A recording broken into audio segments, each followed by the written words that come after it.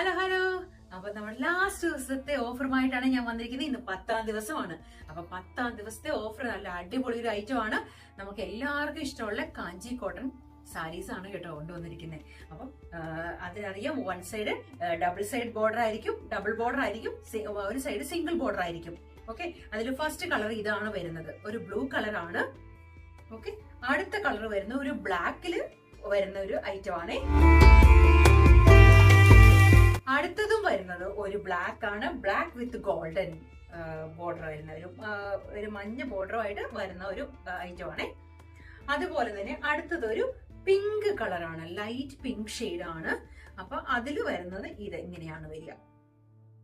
അടുത്തത് ഒരു നല്ലൊരു ഗ്രീൻ കളറാണ്. വളരെ കുറച്ച് ഐറ്റം മാത്രമേ അവൈലബിൾ ആയിട്ടുള്ളൂ, അതുകൊണ്ടാണ് കേട്ടോ.